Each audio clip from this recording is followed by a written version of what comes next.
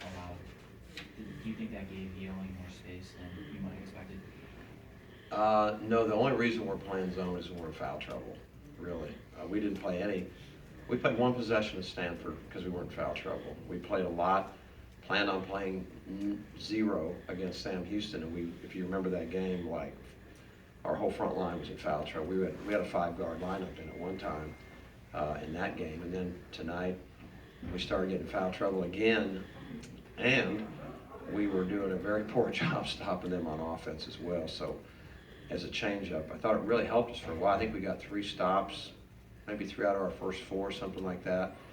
And then that didn't really last. But we were really just trying to keep it close, 4 or 5 at half. And of course, it ended worse. I think we were down to 8 at the half. But did we play any zone second half? I don't think we did because we weren't foul trouble. So really, I'm giving our scouting report to everyone.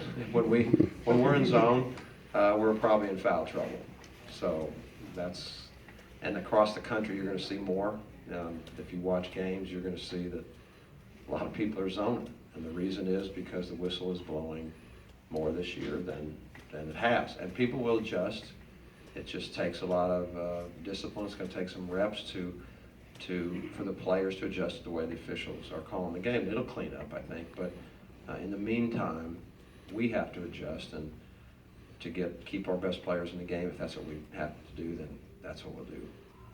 Talk about the scoring stretch that Sterling Brown had in the second half to kind of close the gap. Yeah, he talked about a big lift for us. Well, a lot of guys. Second half, we played a very good second half. We did a lot of good things the second half. Sterling got very aggressive, just kind of got us on a roll, got us started off. I think it was terrific.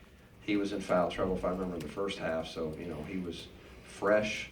And he's always, you guys have watched him, he's always a competitor. You could always count on him that even if he doesn't play perfect, he's all about trying to win, and he'll put his will in the game somehow, and he definitely did that for us the second half. Going into halftime down 8, what did you and your staff talk about with the team at the intermission? The first one was how poorly we played in most areas. That was the first one, and the second one is it's good for us.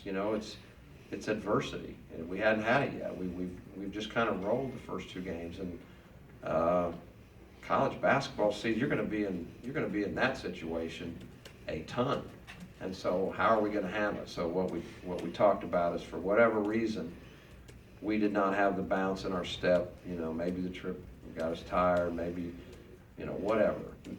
And let me say this: Yale played great. They played a great first half. They executed.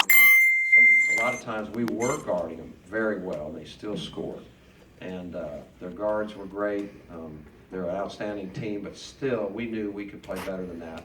The big emphasis at halftime was we got to pressure more on the defensive end. We made an adjustment to start trapping the ball screens to get us more aggressive.